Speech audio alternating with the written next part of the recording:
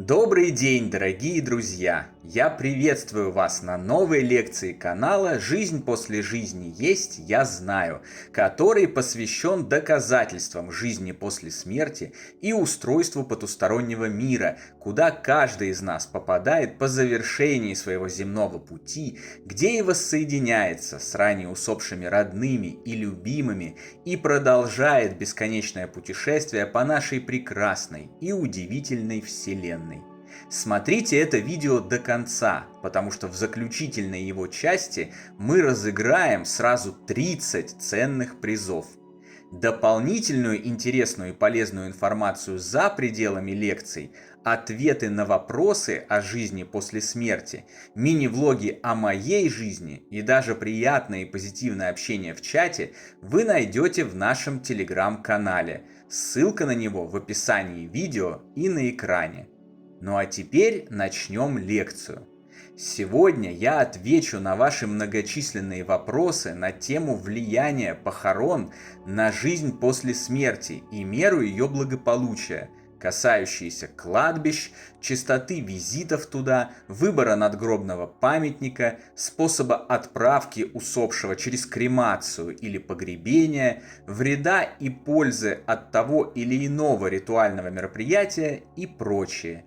Это важно сделать, поскольку тема похорон чаще всего является наиболее острой для утративших своих любимых и близких и определяющей в их дальнейшем пути к исцелению от горя и скорби и возвращению к нормальной, спокойной и деятельной жизни. Итак, переходим к вопросам. Вопрос первый. Откуда вы все про мертвых и загробный мир знаете? Никто с того света еще не вернулся и ничего не рассказал.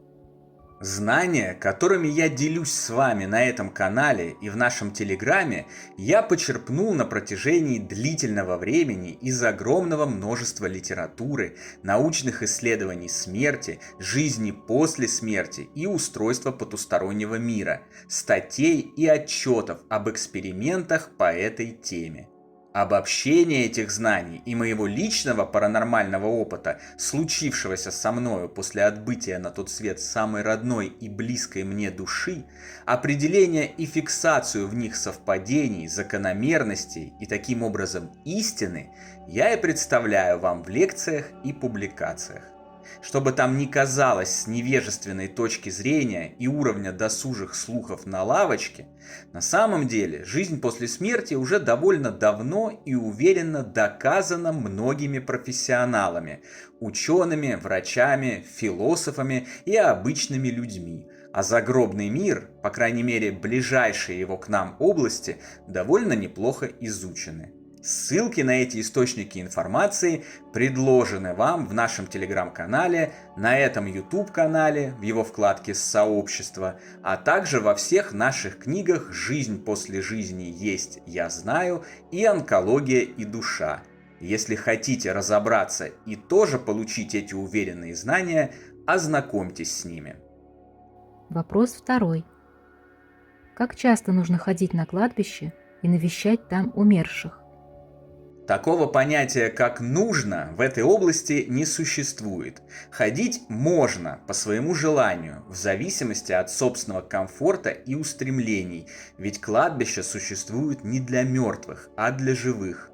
В норме мертвых они не интересуют от слова совсем. На кладбищах их нет.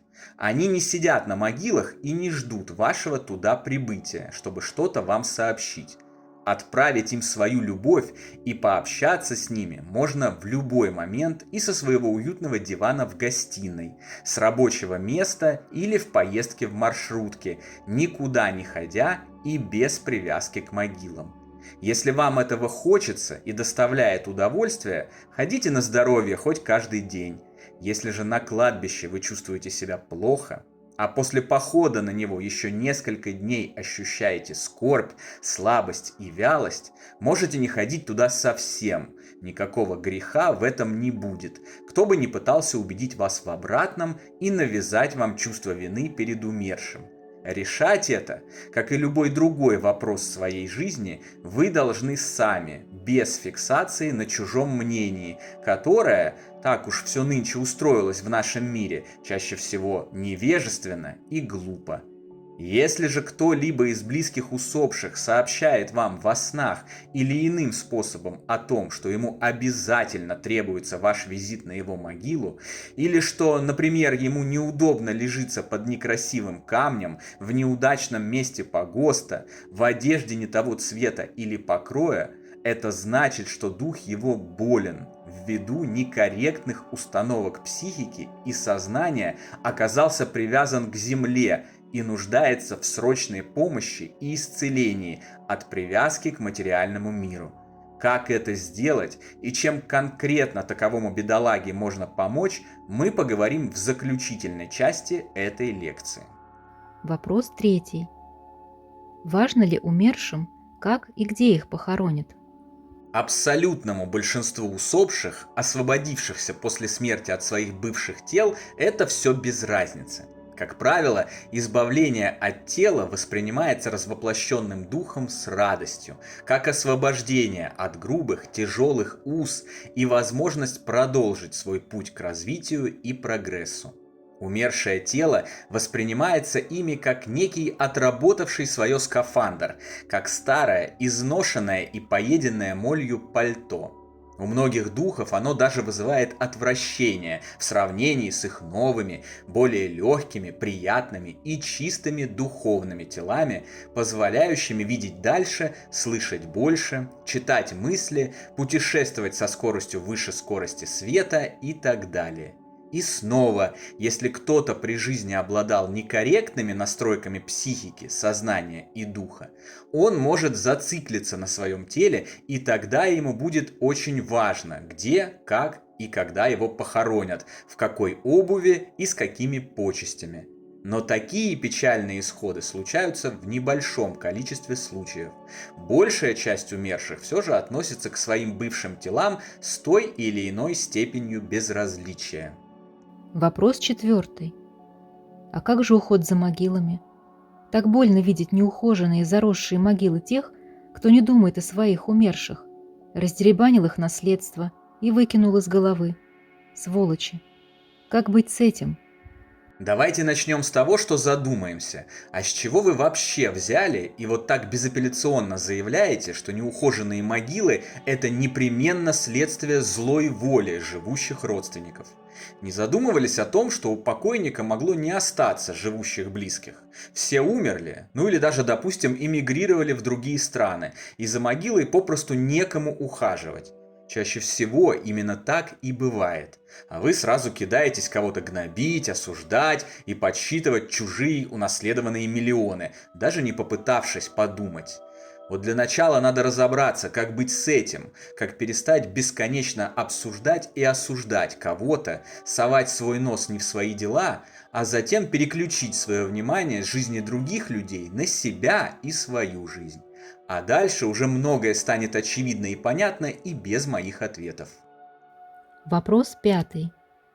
Бывают ли усопшие на своих похоронах? Как правило, да.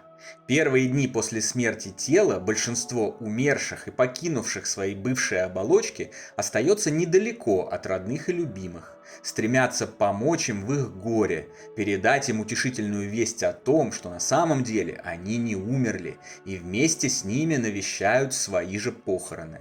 Так делается для того, чтобы поддержать родных, и просто из интереса, что о них будут говорить и думать те, кто при жизни считался их друзьями и родственниками. Согласитесь, это свойственно любому человеку любопытство, и вас наверняка толкнет посетить собственные похороны, когда придет ваш час покидать земной мир.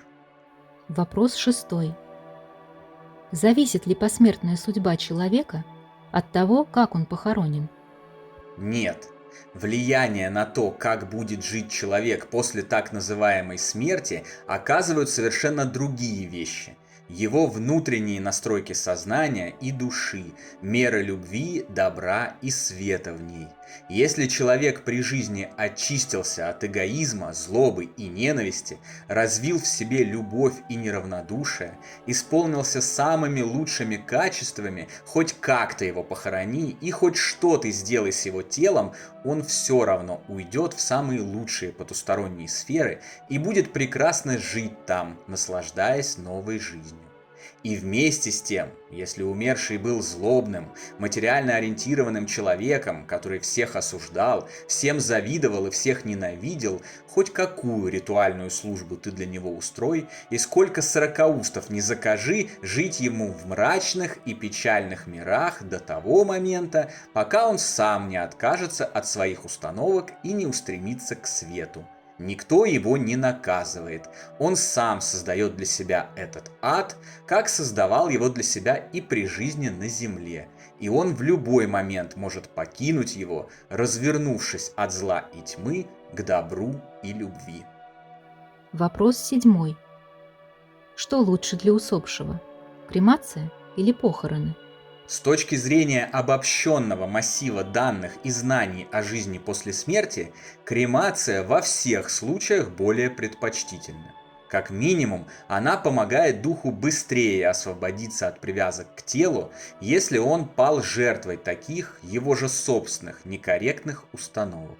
Не видя сгоревшего тела, умерший вынужден задать себе вопрос, что происходит, увидеть перемены и получает больше шансов разобраться в принципах посмертного существования и его прекрасной организации вместо того, чтобы веками ошиваться рядом со своей могилой, думая, что тело – это обязательный атрибут его жизни. Во-вторых, кремация – это гораздо более дешевый способ проводить умершего на тот свет, который сэкономит как деньги оставшихся жить, так и их нервы, что очень важно для их здоровья на этом печальном отрезке их жизненного пути. В-третьих, это еще и самый экологичный способ утилизации биологического тела. Кремация позволяет сэкономить землю и избежать загрязнения природы различными болезнетворными организмами, паразитами, находящимися в теле, и его трупным ядом. В-четвертых, наши древние предки, включая и славян, сжигали трупы, а не закапывали их в землю. Учитывая, что уверенных знаний о духовности и жизни после смерти ранее было побольше, чем сейчас, и с этой точки зрения кремация выглядит более правильным выбором. Однако помните важное правило. Сжигать тело нужно не ранее, чем по истечении 3 дней от смерти тела, а лучше всего через неделю. Это связано с тем, что энергоинформационная структура человека, также называемая духом или душой, покидает тело не сразу после смерти, а за некоторое разное для всех время, усредненно составляющее 3 дня. Уничтожив тело ранее этого срока, можно нанести некий вред духу.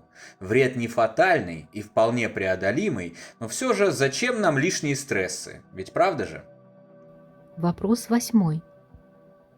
Правда ли, что человек чувствует ужасную боль, когда его мертвое тело сжигают? Нет. Это глупые и довольно жестокие выдумки противников кремации, манипулирующих страхами и желающих навязать свое мнение другим любой ценой. После смерти тела дух выходит из него, перестает чувствовать боль, становится полноценным, даже если при жизни терял конечности и органы. Он возвращает себе нормальное, естественное духовное состояние. Сожжение тела не доставляет ему никаких физических неудобств. Вред, о котором я говорил, отвечая на предыдущий вопрос, который можно нанести слишком быстрой утилизацией тела, связан не с физической болью, а с непониманием умершего, куда вдруг так быстро делось его тело, со, скажем так, испугом в новых, изменившихся условиях существования, покуда его дух еще не до конца отвязался от тела и не разобрался, что теперь к чему. Никакой боли с момента смерти уже нет и никогда не будет. Вопрос 9. Правда ли, что кости человека не горят? И это подтверждает, что кремация от дьявола. Каких только бредней не выдумает человеческий разум, когда ему нужно что-то доказать, даже если это совершеннейший вздор и невероятное заблуждение. Кости горят, и еще как горят. Это факт, который вы можете проверить, открыв книги или просто погуглив. Вопрос 10. Говорят, что кремированный человек обязательно попадает в ад. Это действительно так? Нет, это не так. Еще раз напомню, что способ утилизации биологического тела никак не влияет на посмертную судьбу человека. Главным фактором размещения в так называемом аду или так называемом раю после смерти всегда и во всех случаях остаются настройки, принципы и качества внутреннего мира человека и его соответствие окружающей его реальности. Все в жизни соответствие внутреннего внешнему. Каков внутренний мир, такова и окружающая реальность, хоть в жизни, хоть после смерти, хоть во сне, хоть наяву. Вопрос 11. Мне сказали, что если меня кремируют после смерти, моя душа не сможет подняться в рай и будет вынуждена вечно болтаться на земле. Что вы можете сказать об этом? Могу сказать, что это откровенный вздор, не соответствующий действительности. А вам стоит перестать слушать различных невежественных граждан, которые оперируют домыслами, измышлениями и слухами вместо знаний. Чтобы узнать истину, всегда получайте знания, и это вас никогда не подведет. Кроме того, для спокойной и комфортной жизни критически важно перестать бояться и все время помещать себя в эпицентр различных страхов чего-либо. Никто вас не отправит ни в какой ад, никто вас нигде не оставит и не запрет, и вы обязательно сможете подняться в рай вне зависимости от чьих-либо желаний и решений, если только сами захотите этого посредством работы над своим внутренним миром и наполнением его райскими составляющими, любовью, добром и неравнодушием к ближним. И в то же время никакие ритуалы и формальные процедуры, пожертвования и истовые, но не искренние молитвы не приведут вас в рай, если ваша душа ему не соответствует своими качествами. Вопрос 12. Я хочу, чтобы меня кремировали после смерти, но в моем городе нет крематория. Что мне делать? Все в жизни – это квесты, испытания и интересные задачи. Суть в том, что нерешаемых задач не существует. Если вы чего-то хотите, вы должны не уповать на то, что это кто-то порешает за вас, а всегда и во всех случаях собственноручно составлять план реализации желания и действовать. Это справедливо для всех ситуаций в жизни, конкретно этой жизни или любой другой, во всех пространствах, мирах и измерениях. Касательно данной ситуации, вам нужно составить план, как вы решите эту задачу. Например, узнать, какие существуют службы перемещения вашего тела к ближайшему крематорию, заблаговременно заключить с ними договор об услугах, отразить ваше желание сжечь ваше тело в завещании, указать на это родственникам еще при жизни, взять с них твердое обещание исполнить вашу волю, договориться со специальными организациями, оказывающими подобные услуги, и так далее и тому подобное. Решение есть всегда. Все зависит только от вас и вашего стремления к нему. Вопрос 13. Можно ли держать урну с прахом усопшего близкого в доме? И не опасно ли это, как говорят ведуньи? Конечно, можно. Никаких примет, проклятий, сглаз и порчи не существует. Как не существует и ведуньи, которые могли бы утверждать подобный вздор. Если кто-то вещает вам чушь про некропривязки, опасности близкого контакта с умершими родными, их прахом, одеждой или предметами, которыми они пользовались при жизни, или даже частыми мыслями о них, знайте, это шизофреническая ложь, намеренная, чтобы выудить из вас деньги, или просто глупая и невежественная. Делайте так, как вам нравится, и как вам подсказывает внутренний голос. Получайте знания, не слушайте всякие бредни, и все обязательно будет хорошо. Вопрос 14. Можно ли подхоранивать урну с прахом к людям, захороненным в гробах? Мне сказали, что это плохая примета. Как я уже сказал, никаких примет не существует. Вы имеете полное право подхоранивать урну с прахом на имеющееся у вас в собственности место на кладбище, согласно действующему законодательству. Прочитать больше об этом, а также о необходимых для этого разрешениях, можно в любом поисковике. Вопрос 15.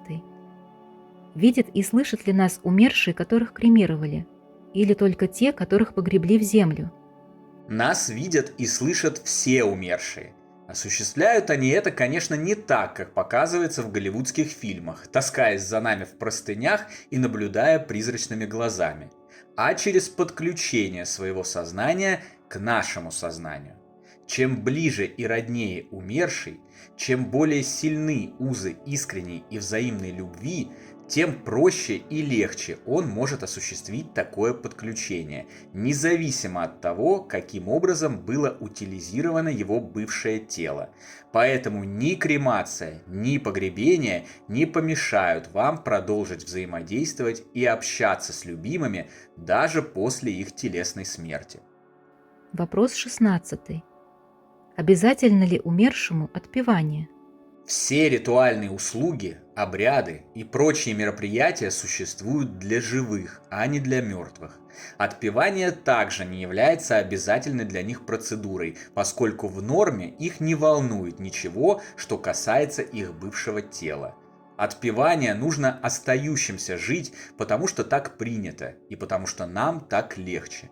И снова повторюсь, решать, нужно или не нужно отпевание конкретно в вашем случае, должны только вы, безотносительно к чему-либо мнению или взгляду на этот вопрос. Вопрос 17. А если человек сгорел на пожаре, не повредит ли такая смерть его духу?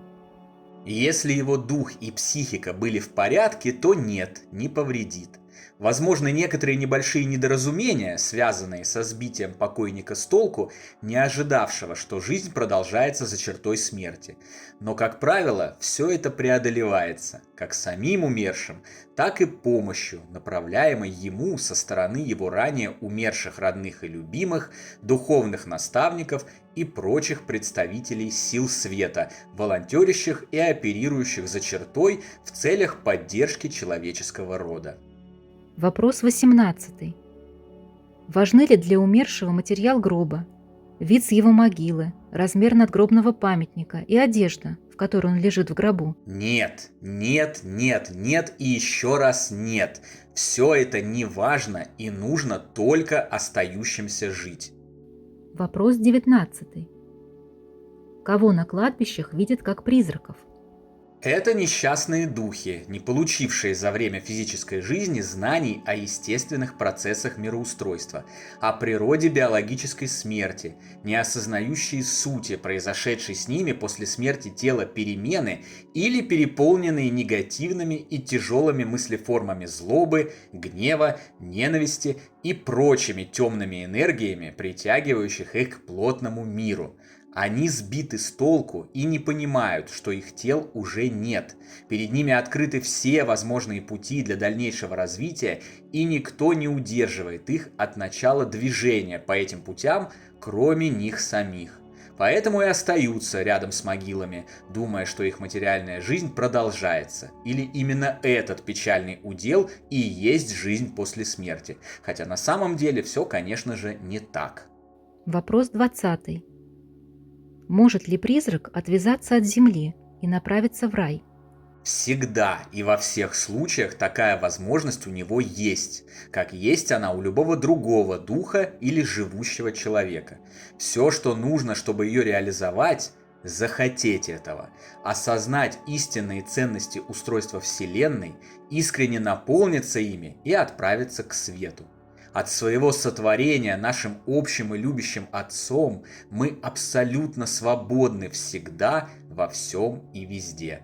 Никто в духовном мире нас ни к чему не принуждает, ни за что не наказывает и ни за что не вознаграждает. Все это делаем мы сами. И только нам решать, где, как и когда мы будем жить. В аду или прекрасных духовных мирах со своими любимыми. Вопрос 21. Нужно ли выполнять просьбы мертвых об улучшении их могил, памятников, принесении различных предметов, еды и одежды на кладбище? С определенной долей разума. Если хочется услужить болящему близкому, выполняйте. Иногда это помогает, по крайней мере временно. Но в первую очередь нужно объяснять мертвым, находящимся в плену материального мира, что могилы, памятники, одежда, предметы и все остальное, касающееся их отслужившего свое мертвого тела, для их дальнейшего развития и жизни в духовном мире не важно, что они ничем не ограничиваются и для них открыты все пути дальнейшего движения, и зависит на этих путях все только от них самих. Вопрос 22. Как помочь умершим в их жизни после смерти? Всеми возможными силами и устремлениями. Умершие заслуживают помощи не меньше, чем живущие, и все мы должны помогать друг другу, независимо от того, существуют наши плотные тела или уже нет. Умершим можно помогать молитвами об их благе. Причем не обязательно делать это церковными текстами, вполне подойдут и свои слова. Главное здесь искренность и сосредоточение на любви, помощи и душевном тепле. Им можно помогать позитивными устремлениями, добрым общением с ними, разъяснениями полученных знаний и открытых возможностей, призывом им на помощь ангелов и других работников того света, Господа Бога и духовных друзей. И, конечно же, своими собственными добрыми делами, увеличением уровня любви в душе, духовным прогрессом и развитием. Последнее чуть ли не главный способ помощи усопшим, поскольку все мы связаны со своими любимыми, и наши добрые дела и успехи немедленно отражаются в их душах теплом, светом и улучшающейся вокруг них реальностью. Вопрос 23. Встретимся ли мы с умершими близкими после смерти, если они были кремированы или погребены?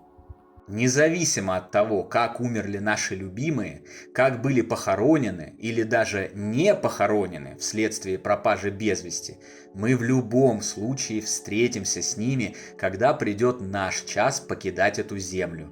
Обнимемся, возьмем их за руку и продолжим наше совместное путешествие по удивительной и безграничной вселенной, ненадолго прерванное физической смертью.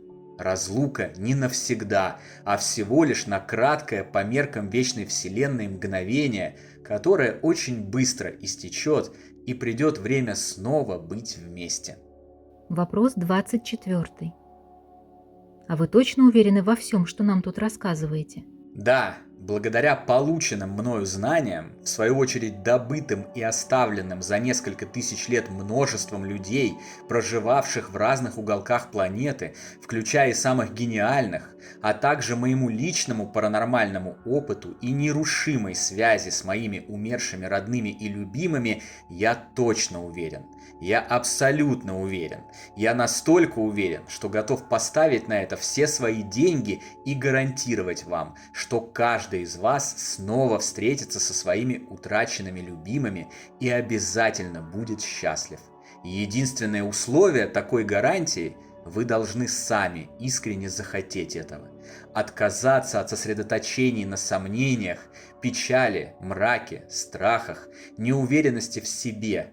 Осознать, что вы Божьи чада, великие духовные создания, способные на все без исключений, и всей своей душою устремиться к этому. И тогда, рано или поздно, но обязательно и неотвратимо вы к этому придете, и никто и ничто не сможет вам в этом помешать.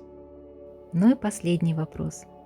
Сколько вам платит крематорий за то, что вы рекламируете его, положительно отзываясь о кремации?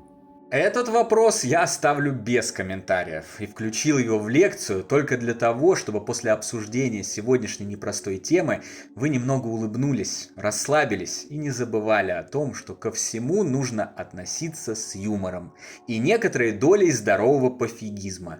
Всегда помните, наш Творец устроил во Вселенной все так, что каждого из нас ждет обязательный хэппи-энд, счастье и воссоединение с родными, любимыми и близкими. А значит, и переживать не о чем. Живите, наслаждайтесь жизнью, делайте побольше добрых дел, помогайте другим, и пусть все у вас будет прекрасно. Ну а сейчас обещанный розыгрыш. Разыгрывается 30 уникальных электронных экземпляров нашей замечательной книги-бестселлера «Жизнь после жизни есть, я знаю. Путешествие скептиков в потусторонний мир» с моим автографом. Версия с автографом эксклюзивна, ее невозможно купить нигде, можно только выиграть в розыгрышах на нашем канале. Чтобы выиграть приз, вам нужно всего лишь подписаться на наш телеграм-канал, ссылка в описании видео и на экране, и оставаться его подписчиком. Все. Победителей определит беспристрастный генератор случайных чисел и выберет их среди всех подписчиков телеграм-канала. Объявление победителей состоится в следующую пятницу, 28 июня, в этом же самом телеграм-канале, и в этот же день победители получат свои призы. Поскольку призов много, ваш шанс на победу довольно велик. Участвуйте и побеждайте. Всем большой удачи! В дальнейшем мы регулярно будем проводить такие розыгрыши разных ценных призов, поэтому оставайтесь на связи, впереди много интересного.